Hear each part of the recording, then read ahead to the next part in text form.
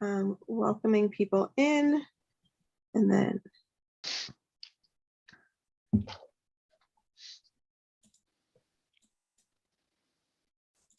hello, everyone.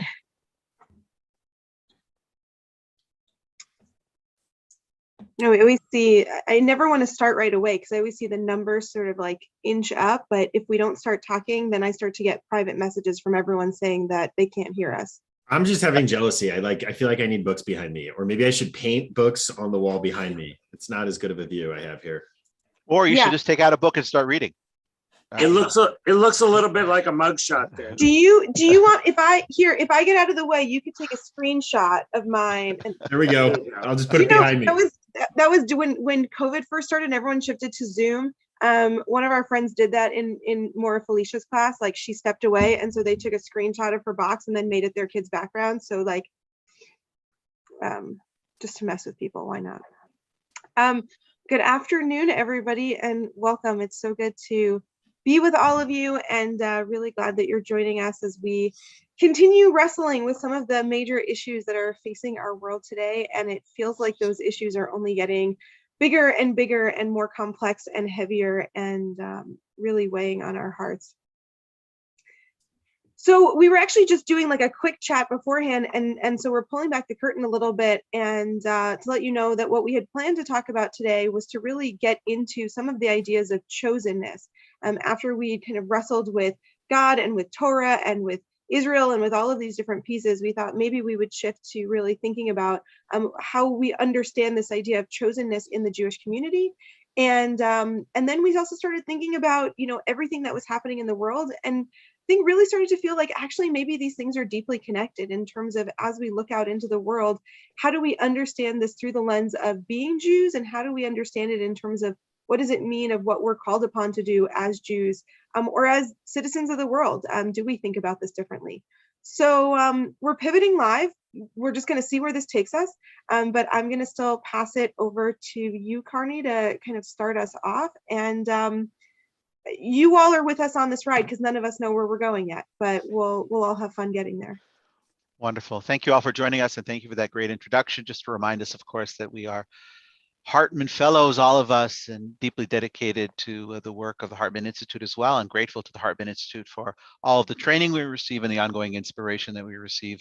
Ki mitzion teitze Torah, out of both Jerusalem and New York. The Hartman Institute continues to be a place of inspiration for all of us, and I appreciate the good work that they continue to do so that we can continue the work that we're doing with additional grist for our creative and spiritual mills. Today, we were going to talk about the notion of chosenness, and as you heard, we're going to pivot a little bit because in some ways, world events that are swirling about, I think, necessitate a conversation that is really from our hearts. I can feel a little bit of heaviness as we kind of got on to the conversation. I could see in the faces the glowing Shana Punim, right? The beautiful faces of my colleagues, that there are issues that are really weighing heavy, and I think we all feel that way. And we're going to touch on some of those during the course of this conversation. But I did want to keep us back on the ranch a little bit and begin by asking Autumn to do us a favor, if possible, Autumn, to put up the brachot that are recited before and after the reading of the Torah traditionally. And I hope that everybody can join with me wherever you are at home. Maybe we could actually sing it together. You can remember what it was like at your bar mitzvah or bat mitzvah, or when you had your kids smachot or grandkids smachot, whatever. So you remember the brachot, or at least the melodies, right? Baruch et Adonai Amvorach, Baruch Adonai Amvorach leolam vaed, Baruch ata Adonai Eloheinu melech haolam, Asher bachar banu mikol ha'amim, ve'natan lanu et Torato, Baruch ata Adonai noten haTorah. And there we have, in transliteration as well as the translation, Blessed Adonai, who is blessed now and forever. Blessed are you, Adonai, our God, sovereign of the universe, who has chosen us from among the peoples, mikol ha'amim, right? And given us the Torah. Baruch ata Adonai, powerful are you, blessed are you, Adonai, who gives the Torah, or is in the process, right, of giving the Torah, because noten haTorah, right, is happening in the here and now as well. And as we look at this classic bracha, here I think comes to the fore I think, the beginning of the conversation about what chosenness might really mean. Asher bachar banu. God chose us, mikol ha'amim, from amongst all the nations of the world, to do what? To give us the Torah. By the way, part A of this and part B are connected to one another, right? The bachar banu, the selecting us, the electing of us, the choosing of us, is manifest in the giving us of this wonderful gift called Torah. And that bracha, for many of us, resonates because we know it from childhood. We know it throughout our lifetimes. We recite it on a regular basis. And yet, over the course of time, as we begin to unpack and think, not only sort of chant, recite, sort of intone, we begin to think about, what does that mean? What does it mean to announce out loud in synagogue, right? For those who read Torah several times during the course of the week, right? On Monday, Thursday, Shabbos, Asher bachar banu, chose us, right? And gave us this Torah. Does that mean it's the exclusive purview of Jews? Is it only ours? And if it is ours, what does it mean by way of obligations and responsibilities for us as we move forward? And so I wanted just to throw into this mix another version of the brachot, if Autumn has them available for us as well. These are the brachot that come from the Reconstructionist Siddur. And so this is the Reconstructionist Siddur. If you can take a look at the bottom section, at the bottom 396, where it says commentary. You see that at the bottom, commentary? Yeah, down here. The 1945 Reconstructionist prayer book eliminated all reference to Jewish chosenness for both ideological, and moral reasons. Chosenness posits a God who chooses, and it supports claims of national superiority. Thus, that prayer book's Torah's blessings replace Bachar Banu Mikol Ha'amim, who has chosen us from all the peoples, with Asher Kirvanu La'avodato, which means the God, or the power that makes for salvation, since it's a Reconstructionist Siddur, right? Who has drawn us to your service, meaning it's a move away from election that has to do with who we are biologically, who we are in terms of who our parents are, who we are in terms of our nationality, whatever way in which you want to talk about this. And this is the God who draws us close to God's service. And this prayer book follows the 1945 version, but provides on the next side of the page, right, alternatives in commentary. And if we could make it just a little smaller, maybe people can see the alternatives that are on this page. It's on the second side, it's 397, a little bit higher up, right? We got it, there we go, okay? So here you can take a look where it says 1, 2, and 3, right? So in section 1, you have the beginning of the bracha, Baruch atah Adonai Eloheinu melech haolam. Then you have a second version, right? Baruch atah Adonai Eloheinu chei haolamim, or chai haolamim. Blessed is the one who is the eternal one, God of all life, or life of all worlds. And then it says, let us bless the source of life, or the one who chose to bring us closer, right? Or one who chose us, or the one who brought us closer to God's service. And then Baruch atah Adonai noten haTorah. There are three options here in this Reconstructionist prayer book, which I think in some ways lay out some options for us, particularly those of us who struggle with the notion of what does it mean to be elected or to be chosen.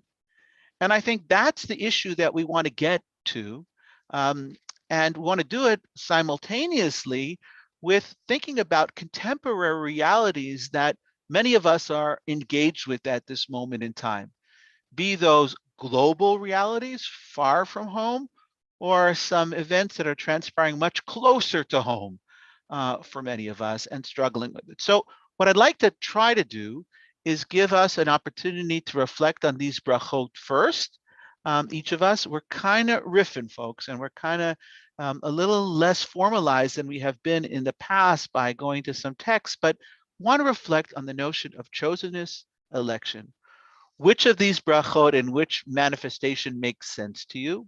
What do you make of the notion of chosenness or election? And what responsibilities, obligations do you feel based on this bracha? And what are the edges? Are you challenged by the words of this bracha in a way that make you feel not only motivated, but maybe uncomfortable with some of the ways in which we're conducting business and living our lives at this particular moment in time? So with that frame, I appreciate the opportunity to try to frame it a little bit.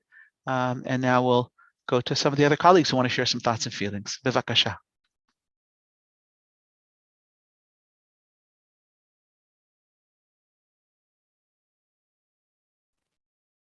Jim, do you want to take it? I know you were having a lot of feelings about some of this before. Yeah, I'm happy to offer some preliminary thoughts. I have a lot of feelings about this, and the fact that I'm having trouble articulating them reflects the great and deep ambivalence. I have to say, as a Reform Jew, member of the ideologically Reform movement that in its origins, also a century before the Reconstructionist movement published its revised version of these brachot, in the Pittsburgh Platform in 1885, the Reform movement took a firm stand on this issue of chosenness by rejecting it in favor of an unqualified sense of universalism, a commitment as Jews to be engaged fully with the world and all people. And, in many matters, I do not align myself personally with the Pittsburgh Platform, the 1885 Reform movement, but on this issue, I have always and remain deeply committed to these ideas. And so I embrace what you just read to us, Rabbi Rose Carney, the concept of trying to grapple with how to reframe or actually reject a concept of chosenness. I've always been amused, and thinking back to my earliest memories of this struggle with chosenness, I never got it, to be perfectly frank. I just never got it. I never felt the need to reframe it as choosing as opposed to chosen. I never understood what it meant, and it never meant anything to me personally.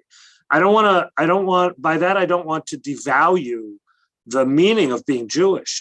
I find deep and profound and abiding meaning in being Jewish, but I neither need nor can accept any premise that suggests any kind of superiority or unique mission for me as a Jew, other than just to live true to the values of my faith and to share them with others, and to hope that I can expand my faith and my commitments and my values to others to share them, and that in a sense that they compel me to be engaged with others. So I've always rejected the concept that we should care about ourselves first, and to the exclusion of caring about others. And there are so many contemporary issues that illustrate this, both locally and in our state and in our nation, and then in the world at large, that can illustrate this. But I laughingly reject all such efforts to reframe or reorganize or rethink or explain away the negative impact of chosenness. I just reject it. I simply reject it. I feel no need to dwell there. So I'll leave it there for now. I'm sure I'll have a lot more to say if you guys ever let me say anything else after that. So, no, absolutely, and I appreciate the position. Could I ask you a question, Rabbi? What is the practice at Sheremuth in terms of people coming to the Torah for aliyot? Is your strong feeling impacted in any way, shape, or form? What happens liturgically? Well, actually, the truthful answer is, because we also allow our members, as members of a Reform community, to choose their own interpretation of ritual. We offer, and I would say the vast majority of times, our bima, people recite the traditional blessings, often not even knowing what they're reciting, frankly, reciting a Hebrew formula that has power and meaning in and of itself without reading its English translation. We do offer, particularly to non-Jews who say, well, this blessing, it's ironic that the non-Jewish members of our community often are the only ones who read the translation and pay attention to the translation of what they're being asked to do if they wish. And we do offer an alternative version of this, a different alternative version that comes from the Reform prayer book, Mishkan Tefillah, that offers a more inclusive way to frame Torah other than as uniquely being given to the Jewish people.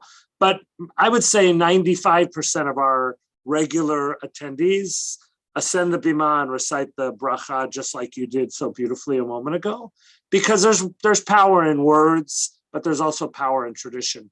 And by the way, if we read carefully every word we chant as Jews and what they mean, we often would go, really? Did I just say that out loud? Now, the Reform movement early on changed a lot of that liturgical text. We changed the words of the Aleinu to be much more inclusive rather than very particularistic. We changed the brachot in the Torah blessings, but over time, the movement has gravitated back towards a more inclusive in the other direction, saying, well, there's something to be said for words, even if we don't really believe them. Maybe Daniel, you can elaborate on that, because I know you. I just want to make sure I understand, because I'm not sure I understand the minhag, right? If you don't mind, just a custom. So how you go about doing, so a person comes to the bima at Sheremuth, there is an opportunity for a person to have one of a series of options before the Torah is read. Is that right? That both conversation, for Jews and non-Jews. Yeah, that is offered particularly. Most of we read Torah on Shabbat morning and when there's a bar bat mitzvah family, so they're generally assigning the aliyot. So there's a conversation with them if they'd like to read the brachot or chant the brachot, or if they have, particularly if they have non-Jewish members, there is an alternative that they can choose from if they wish. Gotcha. Rabbi Dana, did you want to take up Rabbi Bennett's invitation to? Sure. Yeah, I'm thinking about the way that movement plays into this too. And I know that's a discussion we've talked about having, right? This is one of those moments when we've got an Orthodox rabbi and a couple Reform rabbis and a conservative rabbi. Echoing what Jim said, these are not close to the words that would bother me the most in the Siddur if I was thinking of them literally. And so, one of the ways that I have really changed in my thinking in the last 3, 4, 5 years is I've read a lot of social science research, looking at how people act and what people say they believe. Notice I said what they say they believe, not what they actually believe. And what an overwhelming amount of this research points to is that actually very, very few of us are ideologues. Even those of us who imagine that we belong to an ideology, we're just not, that we really, these specific meanings aren't what's happening. I think what's happening when we're called up to the Torah is tribal affiliation, right? And that, of course, is what's happening all over, right? We, in our politics, it's not like we're actually having debates over ideas. We're having debates over tribal expressions and tribal power. Rory and I certainly saw that yesterday in Jeff City. If we're a little fuzzy, we got back at, 12:30 or something. But Rabbi Daniel, say more, because I'm not sure everybody on this call knows exactly what it is that you were doing. Oh, yeah. Rory and I were in Jeff City the 5th time in 5 weeks now, testifying with a whole bunch of other folks against some pretty awful, bigoted and bullying bills targeted at trans kids in this state. But right, it's clear, you go into one of those hearings, for instance, right? And people are testifying on both sides of these issues, but it's not like there's really a discussion of ideas that's happening. You're not convincing people. You're trying to sway people based on their tribal loyalties. And I think actually that's what's happening when we get called up to the Torah too, right? We are coming up there and we may say, Asher bachar banu mikol amim, that God chose us from amongst all the peoples. But I think actually what's happening in that moment is an expression of where we stand and who we stand with. And to me, that's what chosenness really is. Chosenness in the end is an expression of tribe. And whether I want to be or not want to be, right? Like to me, my Jewishness feels so essential to who I am, even as I understand identity is malleable and so on and so forth. Yeah, I feel like I'm rambling here, but.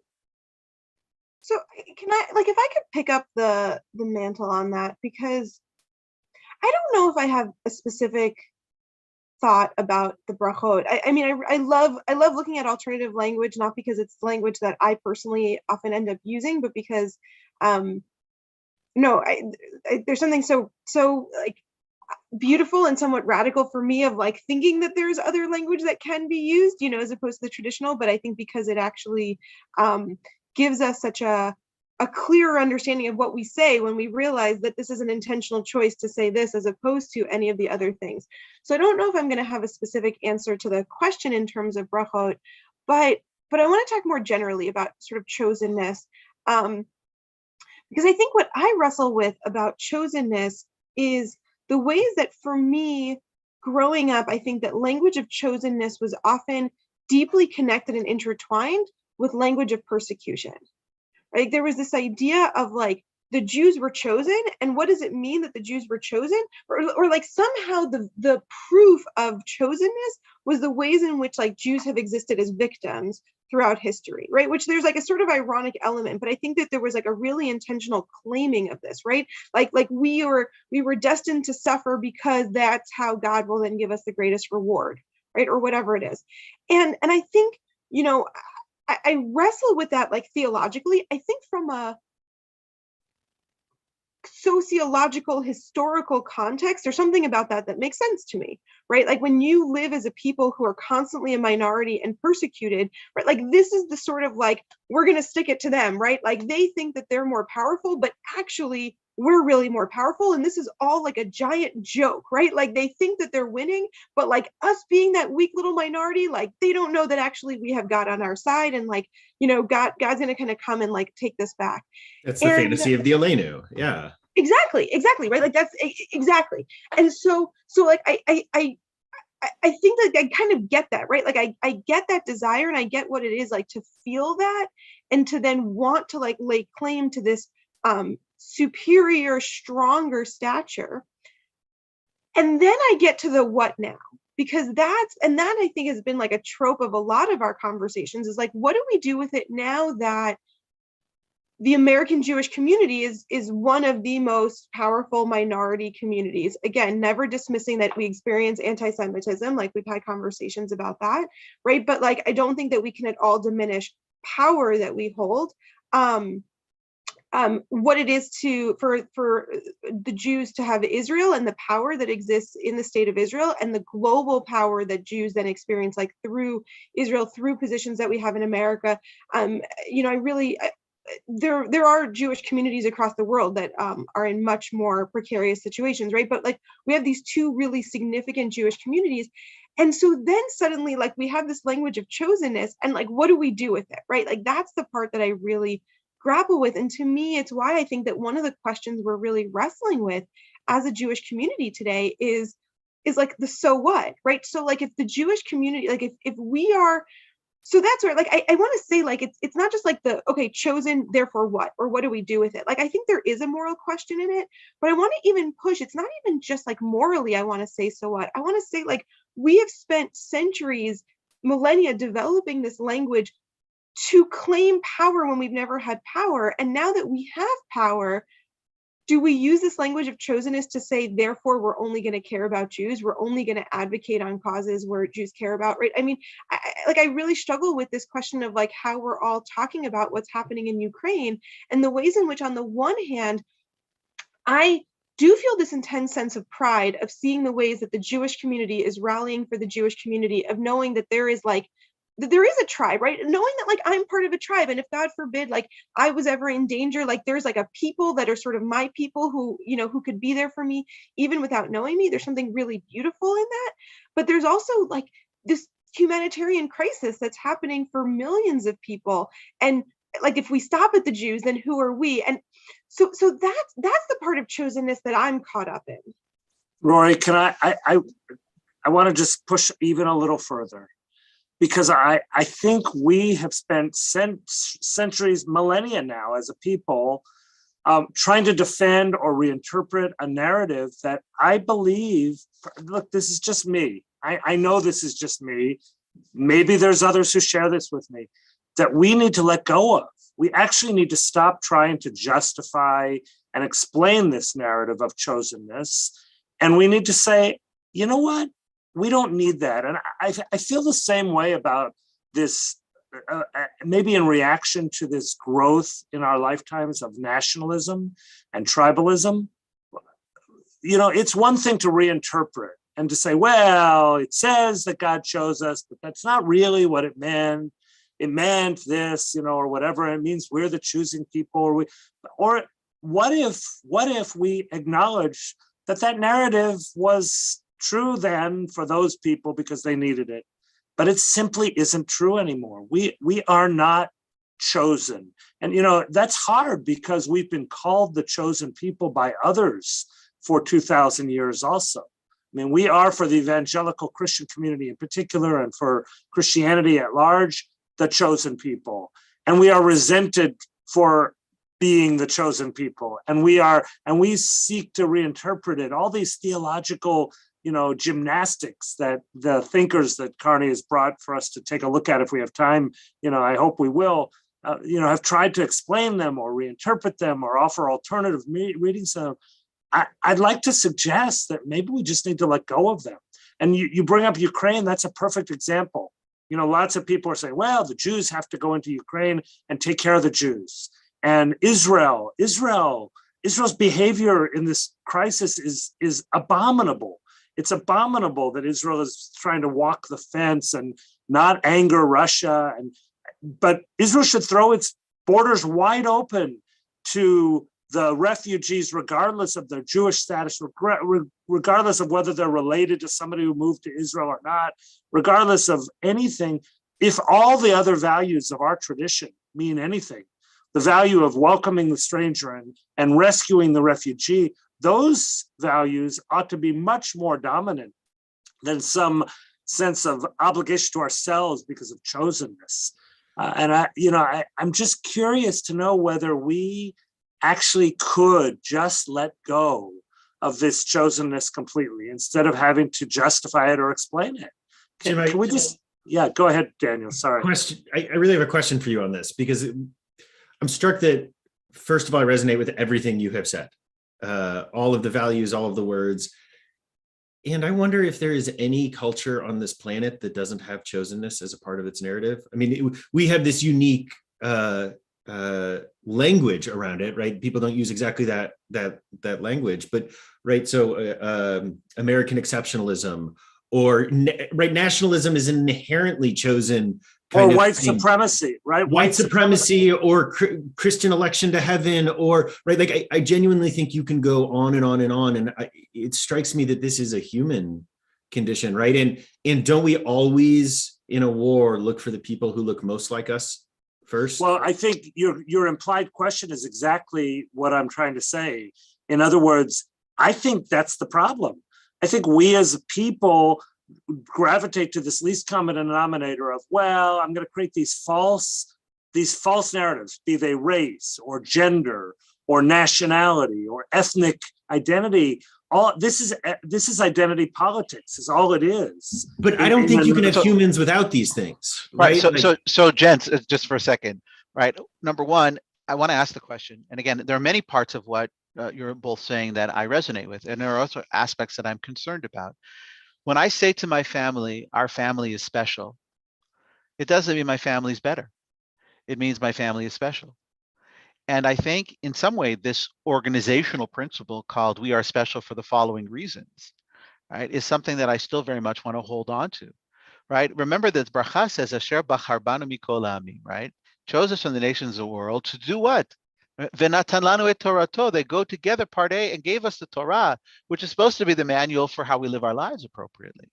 So I'm not so quick to give up on this, even though I understand the dangers of it all when pushed to a certain place.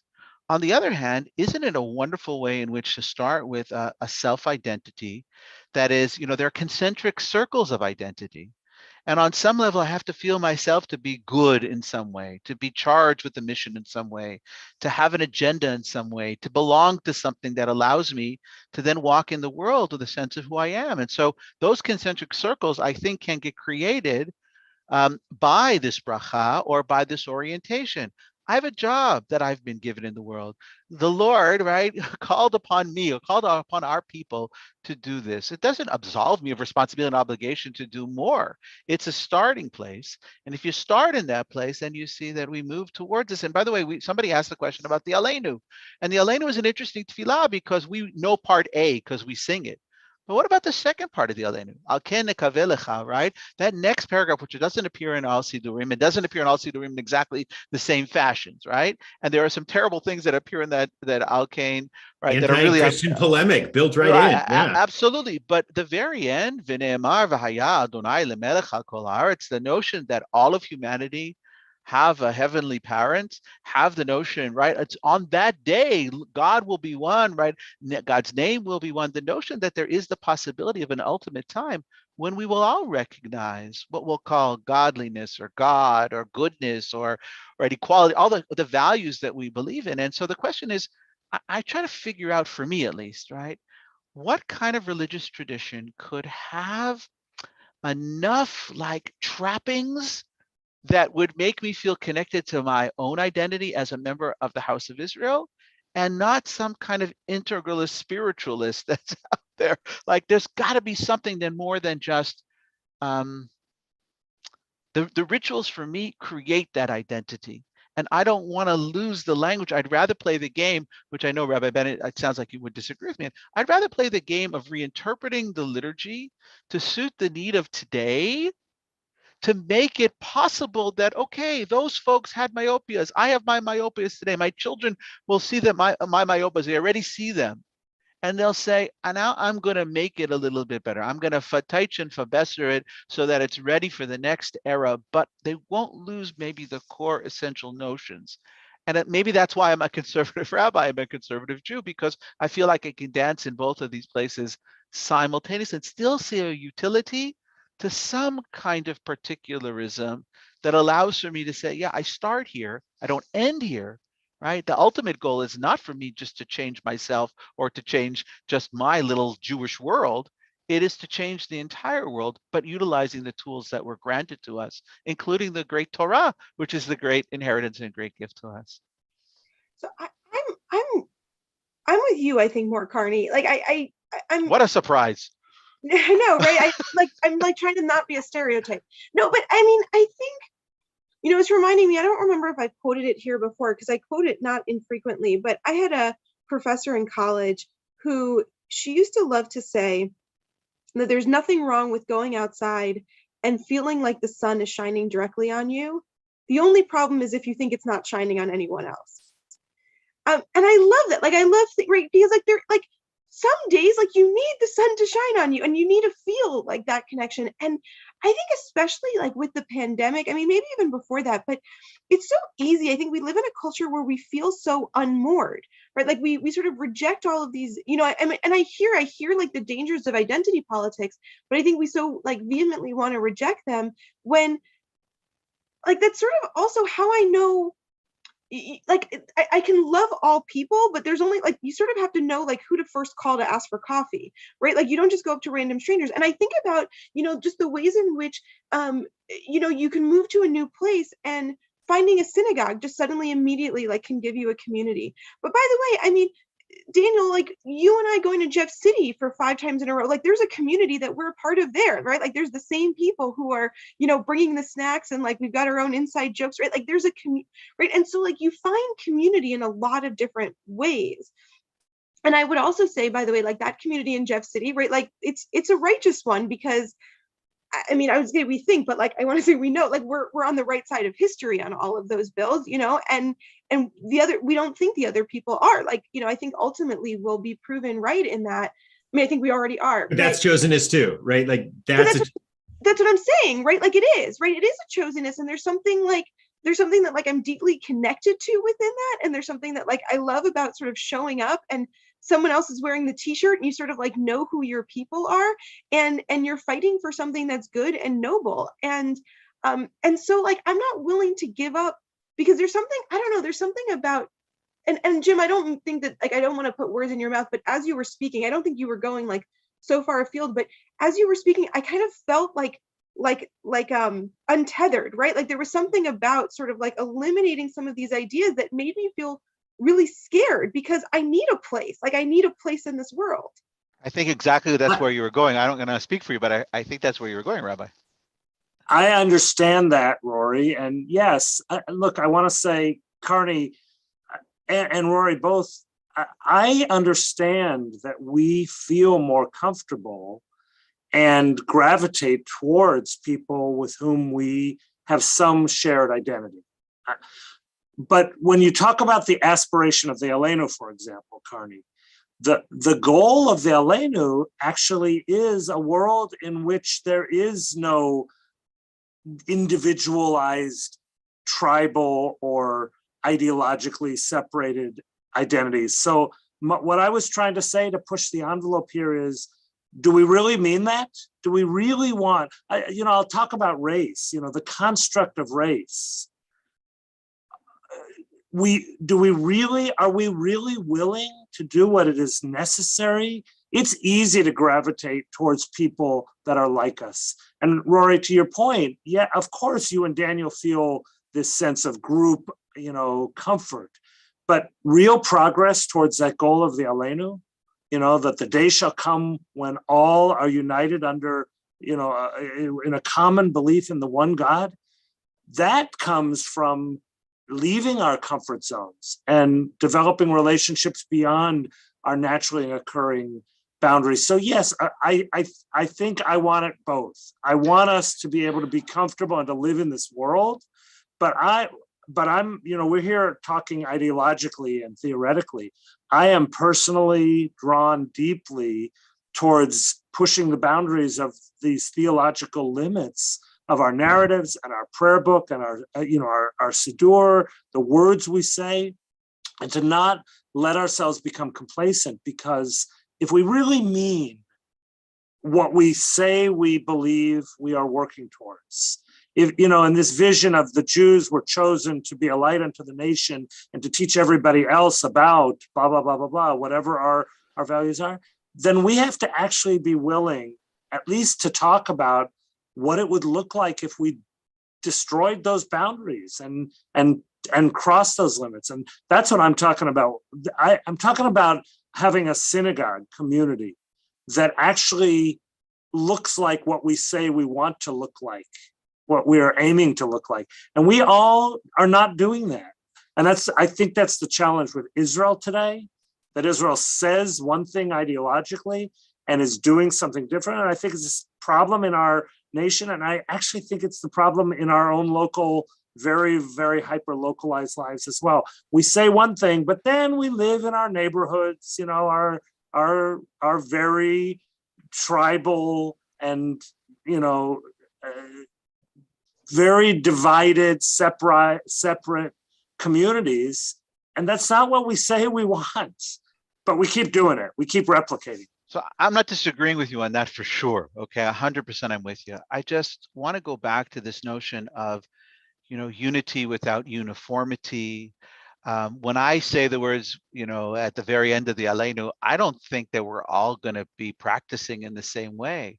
What I want to be able to do is sort of a sacred envy, to look at the way in which you are practicing, Rabbi Bennett, and you, Rabbi Bogart, and you, Maharat Rory, are practicing, and to have a kind of sacred envy and to say, isn't it powerful and wonderful the way in which that person lives out their sense of what it means to be called upon by God, to be chosen to do whatever it is that we're chosen to do.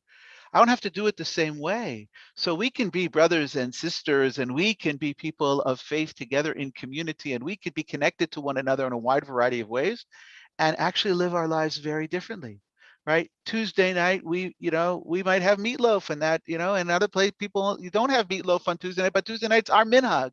And it doesn't mean that it's a bad minhag, right? I hate to make it so banal, right? But I'm going to a place because I want to make the point that I think it really is not about us all doing this in the same fashion.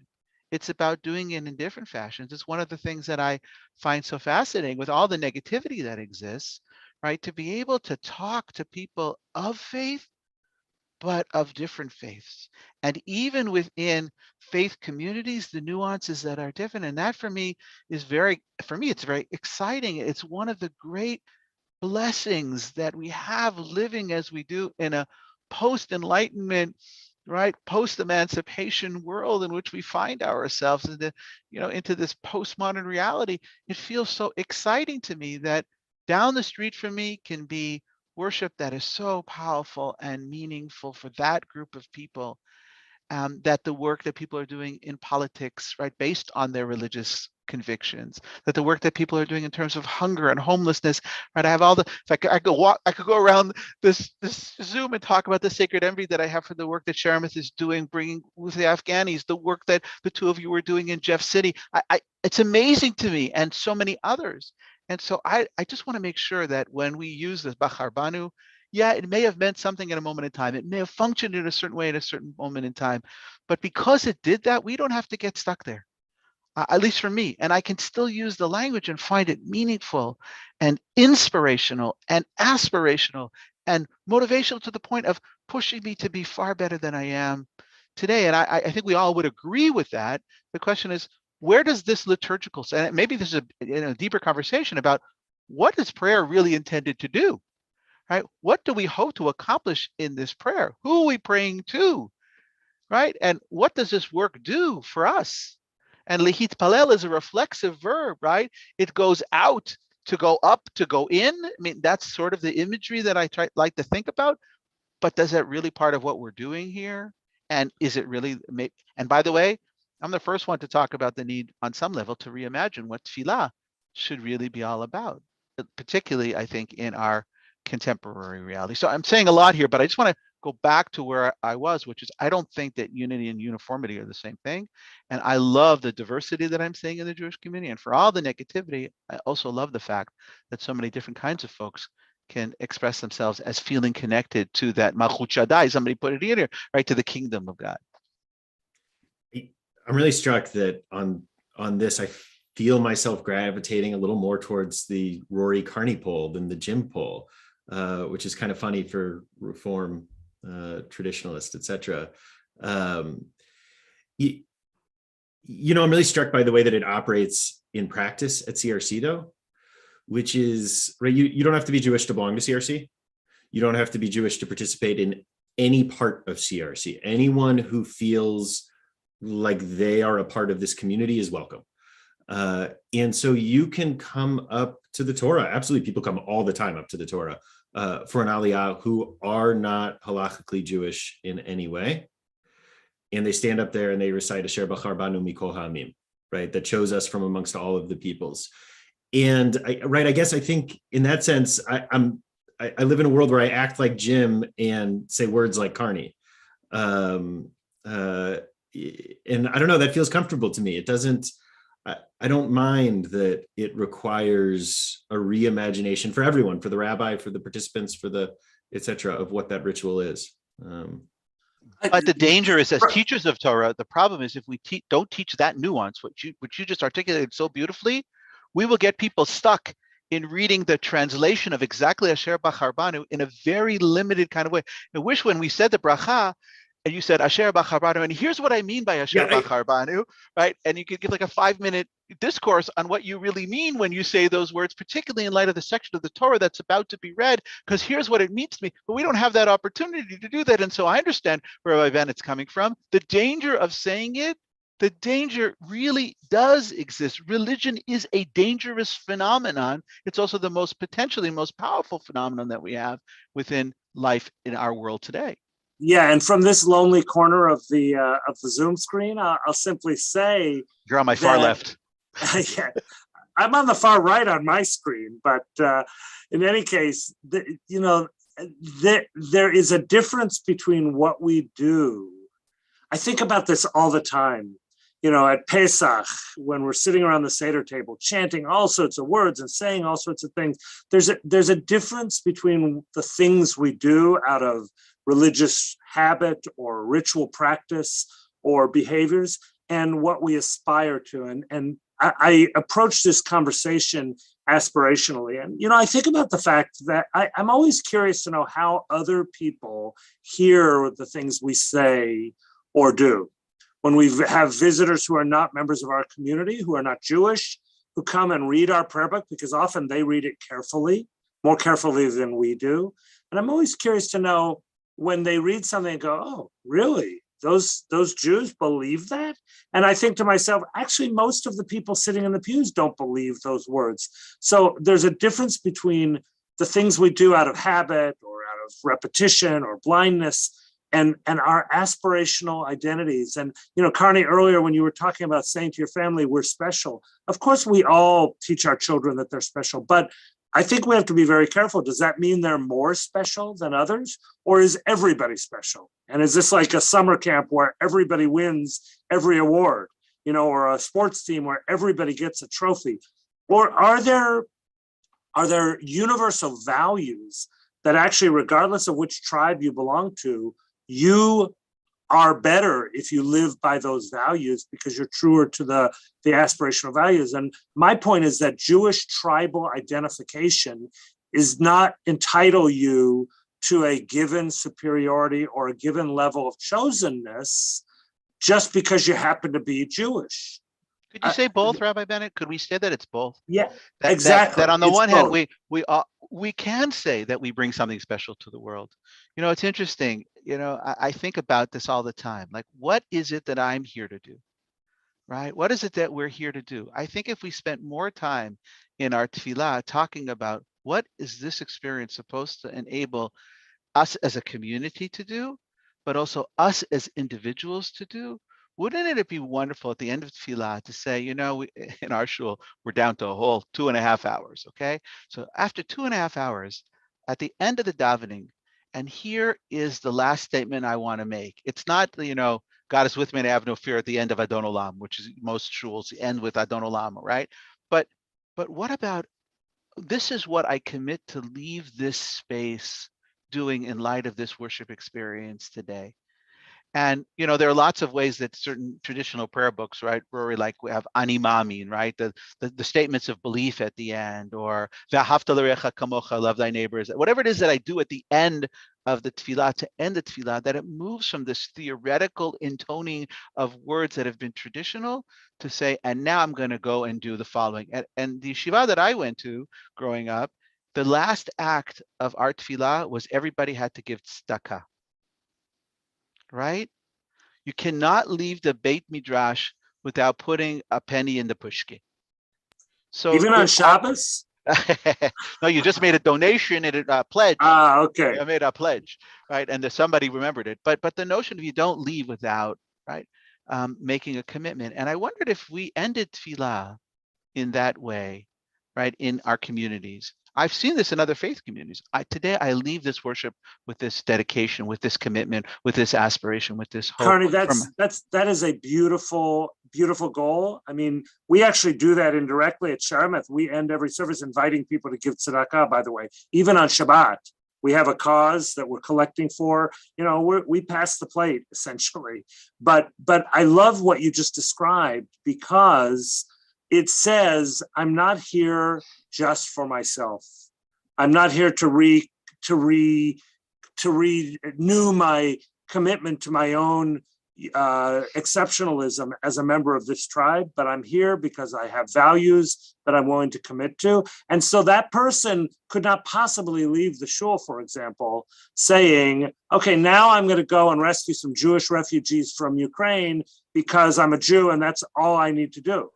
That person, for example, would say, wow, human beings and democracy are under attack in Ukraine. We need to do everything we can to protect them, to protect them all. And by the way, to stop this insanity and to unite as a world against a nation that is threatening to completely destroy a democratic nation right before our very eyes. And maybe lead to a worldwide war. I mean, I'm with you 100%.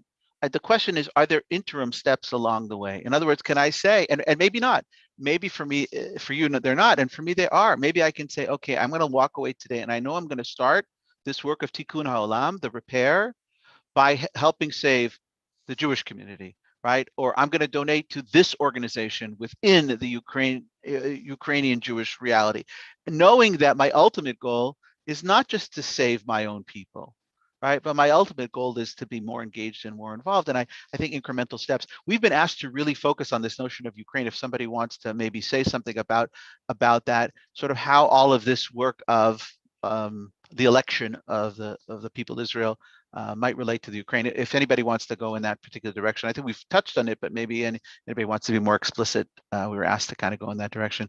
And Rory's been really quiet today, so she must be exhausted from driving back and forth. If I had to hang out with Daniel 5 times in the last couple of I would be energized. Fair enough. No, I am quite exhausted, and I apologize.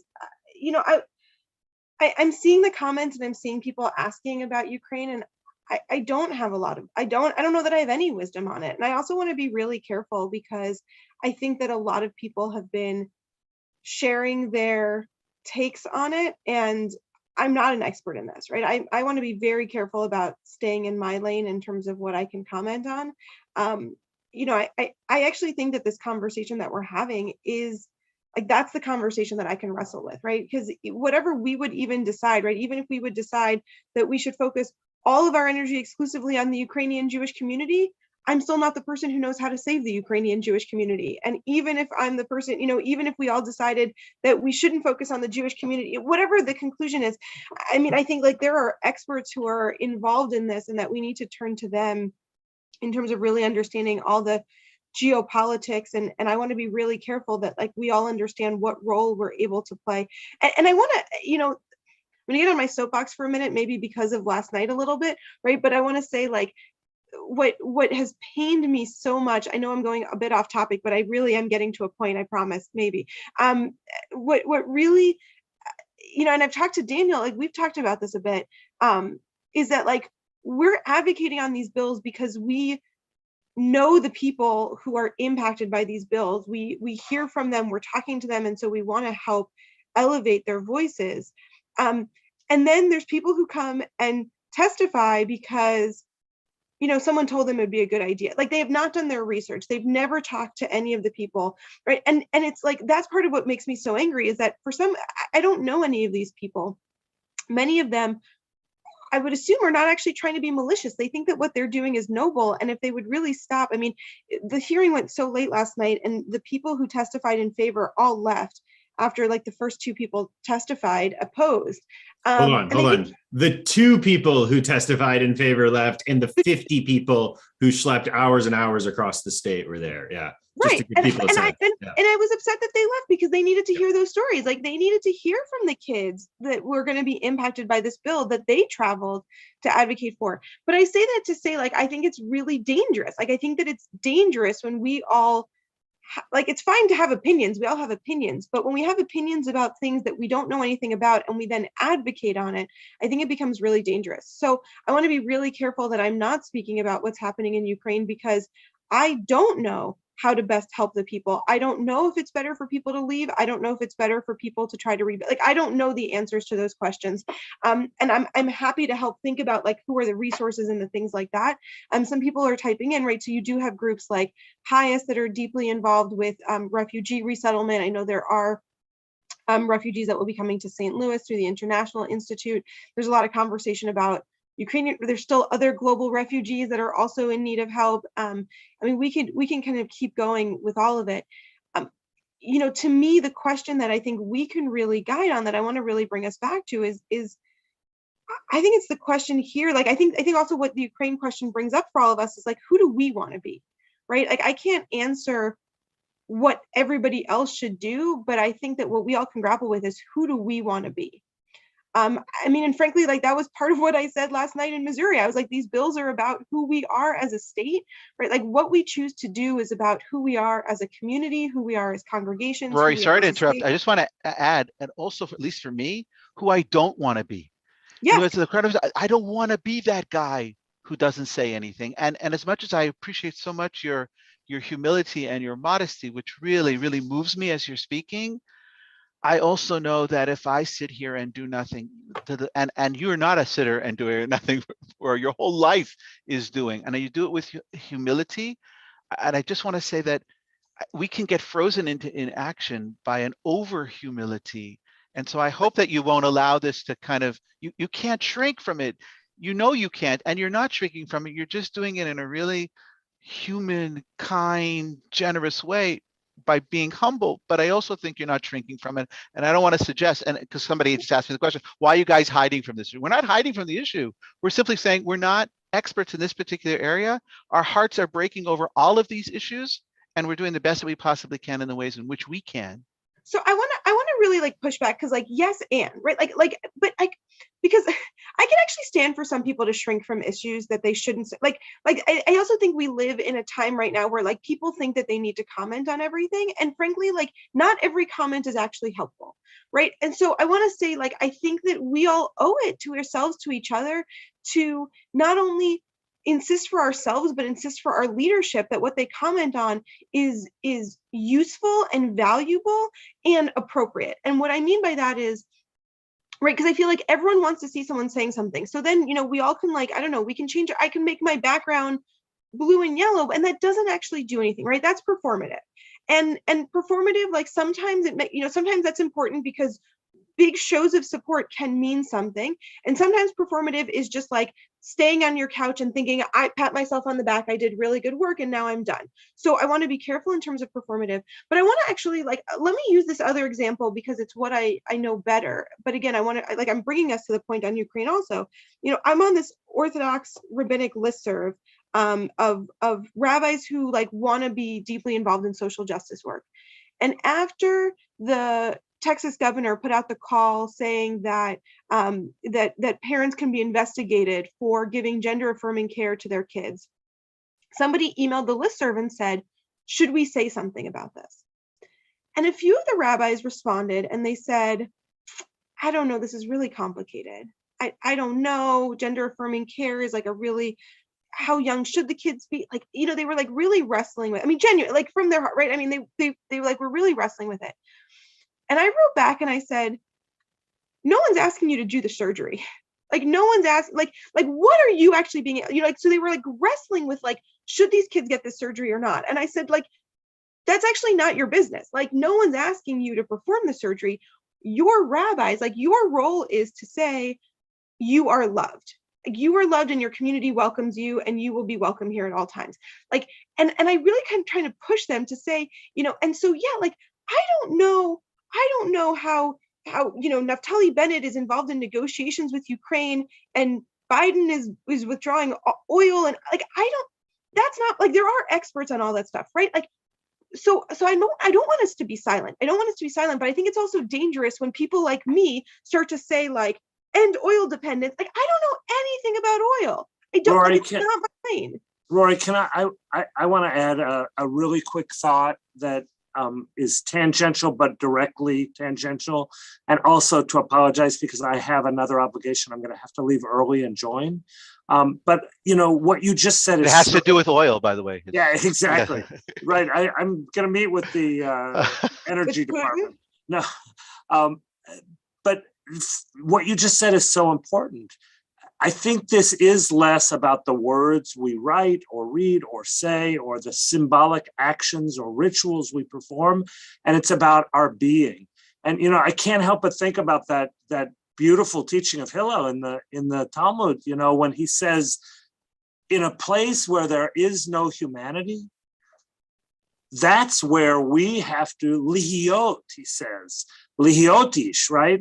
And he's not talking about gender there when he says be a man. He's saying be humane in a place where there is an absence of humanity. And I want to just say, we are living in a time when, for all sorts of reasons, there is an absence of humanity. There's an absence of humanity when it comes to the way politicians are using gender as a divisive wedge to gain their own power and control, or women's reproductive rights, or race, or we can go on and on and on. And whatever Putin is insanely trying to accomplish by attacking Ukraine, in places, and this is why I think this question of universalism and particularism is so critically important to us as Jews. In a world where there seems all the time to be an absence of humanity, that's where we as Jews are called just to be humane. And it is not about, it's not ultimately about us. It's ultimately about all of us. The climate crisis is another great example. There's so much reverting to selfish, parochial, tribal, nationalistic needs. And I think our call as Jews is to be different, to be Roma. And if we are exceptional, if we are chosen, it is that we are chosen to remind everybody that none of us are chosen, that we are all human, that we're all in this together. So I don't know what that even means as far as the way Jewish synagogues should look, or how our prayer books should be structured, or how our theology should be. To me, those are red herrings. By the way, I'm back to wanting to say Asher Bachar Banu Mikol Ha'amim, based on what you just said. Okay, you're right. And to say to myself, I'm not praying outwards. I'm praying to myself to say, God chose me to do whatever little I can do with humility, knowing that I don't know, as Rory said, about the oil crisis. I care about certain things, but I don't know enough about them to speak logically about. But what I do care about, and I think you said this so beautifully, I care about menschlichkeit. Right. I care about the notion of loving people, right? I care about the notion of creating an environment where people who don't agree with one another can still talk to one another, still face one another, can still debate with one another, can still honor one another, can walk away out of a session where there's deep, deep disagreement and still say, I care really deeply about you. And if you had a success, I would send you a note wishing you a mazel tov. And if you had a loss or a tragedy, I'd be there to hold your hand and put my arm around you and tell you, I love you and I care about you. That kind of work goes a long way, and you don't need to be an expert in it. Amen. Amen. I want to tell you that one of the saddest moments in my life was I had a friend who unfortunately committed suicide, and I knew that she was in a bad way. And she called me, and it was before the days of everybody having a cell phone. And I knew she wasn't in a good way. And I just refrained from participating in that moment in time when I probably should have run to the hotel that she was in, which ultimately she jumped off the roof of that hotel. And I didn't go, right? And I was so embarrassed to go to the funeral that I stood literally outside of the cemetery and watched the funeral from afar. And the mourners, the parents, called me and said to me, you should have come in. You should have come in. You should have stood with us. You were mourning as well. That act of kindness reminded me that goes so far. I mean, it's not, they didn't absolve me of my guilt of having not been present, but they said to me, I'm with Anochi imo b'tzara. I'm with you in the midst of this terrible tragedy. And that in and of itself reinforces for me the work that we do. I believe in this. People say to me all the time, why are we just praying why are we just praying? Why are we not doing anything? Right now, what I can bring to the table is powerful prayer. What I can bring to people is powerful focus and concentration, and hope that people will go inward to try to find the best versions of themselves, to bring that to the table, to make the world a little bit better, whether it's through helping Jews in Ukraine, or whether it's helping Ukrainians, or whether it's helping wherever, right? At least something that'll be incrementally better, because doing nothing gets us nowhere, right? And pretending like I know all the solutions gets us nowhere, right? So I could become frozen. And the notion of Bachar is this, right? God's put God's finger on you. You, human, do this. You can't just sit there and do nothing. And to me, that's really what I think this, at least for me, this is what this moment is about, and why this notion of Bachar Banu, right, gets us into the conversation. This liturgical reality. Do I want to say what I mean what I say? Is that always necessary? Is it sometimes necessary? Is now more than ever important? And I think those are the kinds of things that we can deal with in our religious, spiritual environments. So I just need to shine a light on what I just heard you say, Carney, of I think was a radical reinterpretation of Bachar, of to say that chosenness as God saying I created you in this unique way, and you have a unique role to play in this world, right? And you were chosen for this, which I love so deeply. It also, we're coming up on Purim, and I think, right, that's the sort of Oh, I don't have words. I'm too tired, right? Like the, high point of the Megillah, right? Like Im le'ed kazot higat lemalchut, right? It's thank you. I knew you'd you're help right. me out, right? But Right. right, and it's what Mordecai says to Esther, right? Like this is the moment you were built for, right? Like this is it. And and I think about that because I think like so like I want to take I think you're taking what I'm saying, but you're giving it the positive spin, right? Because I want to sort of say both, right? Like there's times where I think we feel pulled into a situation that actually is not our situation, right? Like God forbid if you're on an airplane and someone has a medical emergency and they say like, can anyone help? Like I have to stay in my seat because I would just get in the way. I'm not I don't know what to, right? Now, could I comfort the rest of the family, right? Can I, but like, when there's a plane and lots of things are happening, like better for me to be out of the way, right? Like, we all sort of want to jump up and help. And sometimes that's the worst thing to do.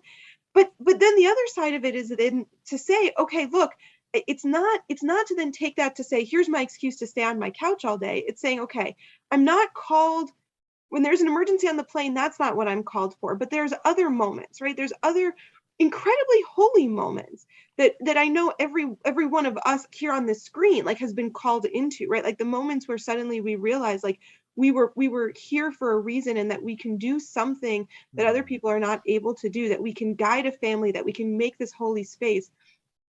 And I think I don't know. I'm seeing sort of on the chat, like, I don't know everybody who's on here, but I think like the idea that we all have that, right? And I think like that's part of the challenge for us is sort of finding those paths for each of us. So it's saying like, don't get caught up, right? Because I do think it's dangerous when people start to try to make us caught up in what we shouldn't be caught up in. But also, right, it's which are the moments where we have to look at ourselves and say, right? Like this is, you were put here for exactly this reason. And we need you right now for this. And sometimes those aren't the obvious things, right? Like sometimes it's it's something none of us ever thought we'd be capable of doing, and but somehow we are. And I love that framing of chosenness, of saying like we have limitations. I can't do everything, but there's some things that I need to do and that I'm called to do in this world. And sometimes they're beyond what we imagine our reach can be, and only being tried in the crucible of being forced into it. So, for example, Roy, I don't know how you would feel, but if there wasn't a doctor and I didn't know what to do, what would I try to do? Would I try to use the little medical knowledge that I have to help?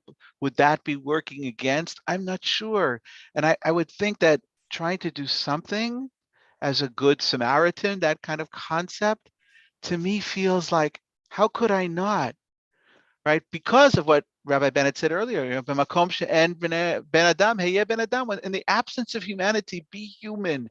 So if I couldn't, I don't know, do CPR, could I go over and at least hold their hand, stroke their forehead, tell them that I'm praying for them or with them? Or what could I do? I don't really know.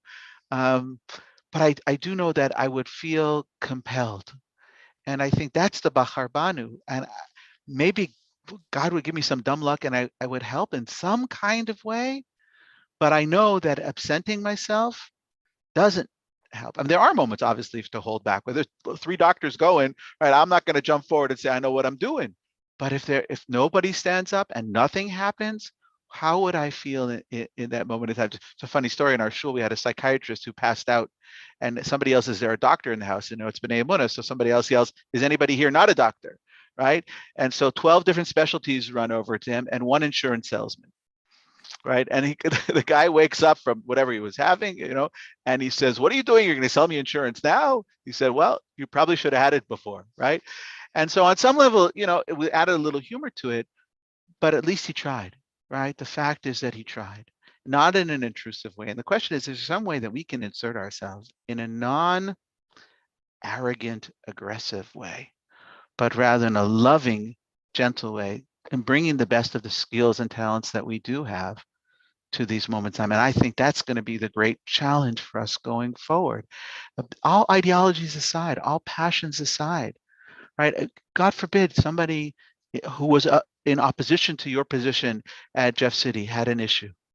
You would still be a Maharat. You would still be a rabbi. You'd still be a compassionate human in their direction. And you do so with great Jewish intentionality because of of the teachings that come from our tradition, which are not necessarily always unique to our tradition, but in many cases are.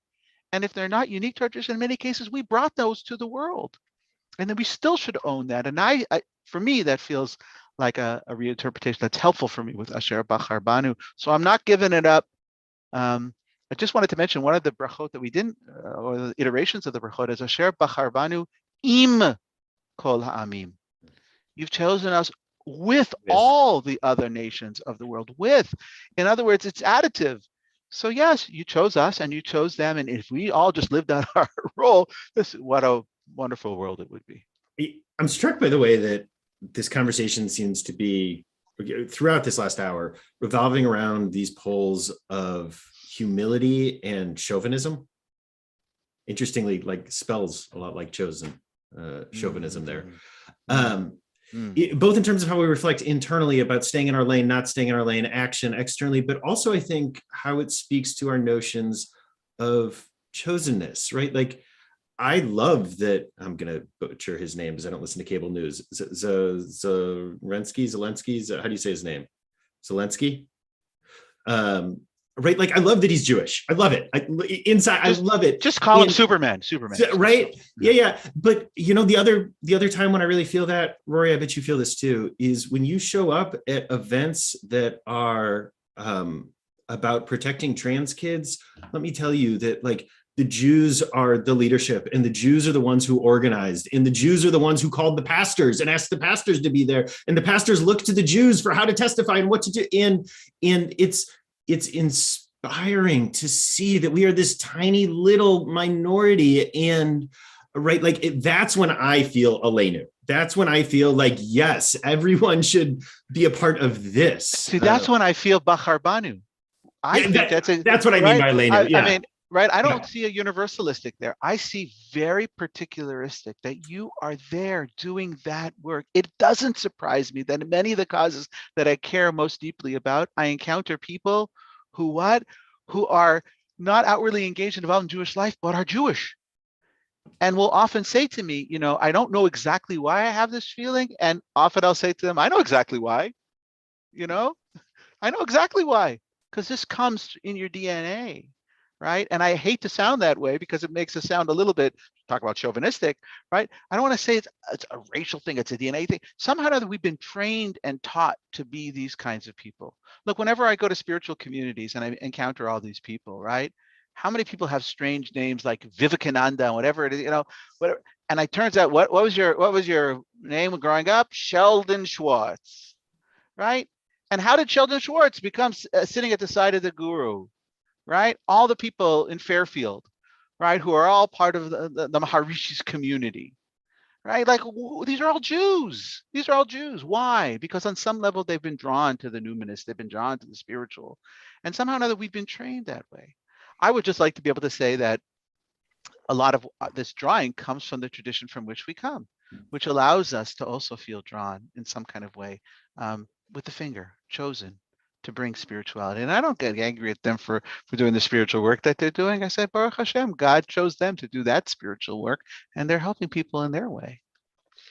I think what it keeps coming down to for me is, like, how do we do it without becoming complacent?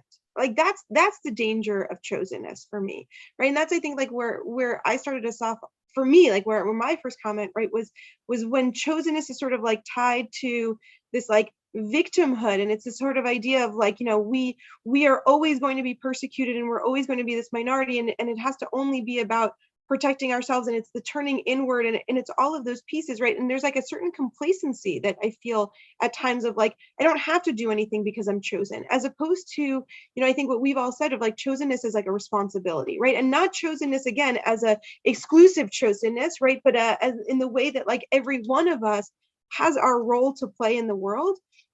And I'm just thinking about, and I'm not going to quote it properly, but there's this beautiful midrash, and I sometimes pair it with the story of Esther, because I think it's such a beautiful kind of balance of like, how we think about it. But there's this beautiful midrash of God calling to Moshe, and and sort of like, that when God first speaks to Moses, that like he doesn't really step forward, and God has to keep saying, step forward, like step forward. And each time God has to kind of call Moshe again, and first at the bush, and then later for Paro, and all of the places. And finally God says to Moses, he goes, why do I have to keep telling you this? Like, if you don't do this, nobody else in the world is going to do it. Right? Which I actually think is sometimes the contrast, right? Because what Mordecai says to Esther is, look, if you don't do this, someone else is going to come along, and you're just going to be lost. But I think, I really genuinely think, and I know we're at the end of our time, like for me, like these are sort of the two poles that I think we constantly hold, right? There's sometimes where it doesn't have to be me, right? And maybe that's like the doctor on the airplane if there's 12 other doctors, right? Like, where there's other times where somebody else can step forward and do this, and maybe it should be me because I can help, and maybe it shouldn't be me. But then there's also those moments where if you don't do it, the world is just going to lose this forever, right? If you don't bring it into the world, then the world will never have it. And I think we all have to go through the world kind of carrying that, to say, like, we're all here for a reason. There's something that we can contribute. And what are the things that if we stay home today, never will be realized in the world, right? And that we've cheated the world. And so chosenness should never be like a great, I can stay on the couch and wear my mantle and my crown, and and that chosenness is not something that we just kind of feel pride in. But I think it's something we feel pride in because we take it as a call to action, right? And I feel so proud. I love seeing Jews leading on all of these things, right? Because I love being part of that, and I love seeing all of that. And I think it's a call for all of us.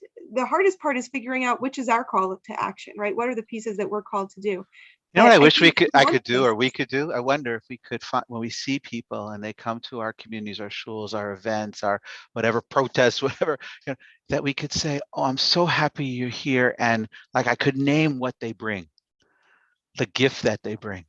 Like I talked about it before in terms of what finishing shul, and sort of here's what I've taken away from this experience today and what I'm going to do in the world.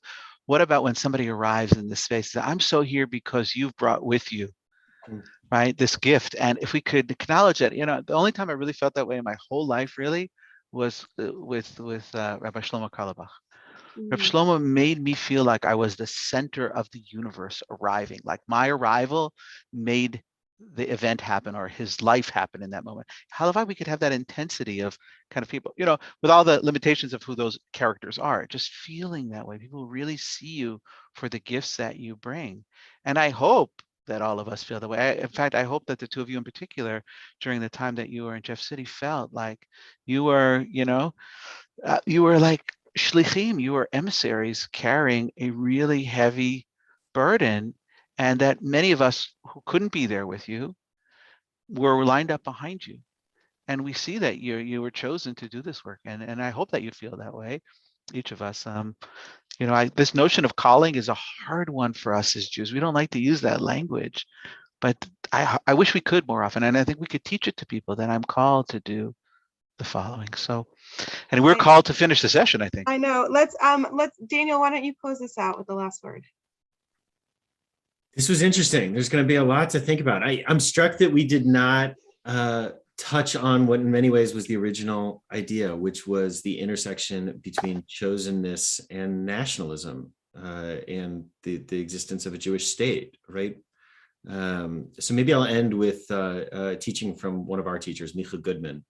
So Elena, we've framed it a few different ways. So I'm ending, so I'm going to get to choose the framing here. I see Elena. You are chosen, Yeah, there you go. I see Elena as a deeply chauvinistic text, right? It's certainly an image dreaming that everyone will see themselves as one, but it's an image that everyone sees themselves as one because they agree that we were right and they bow down to that.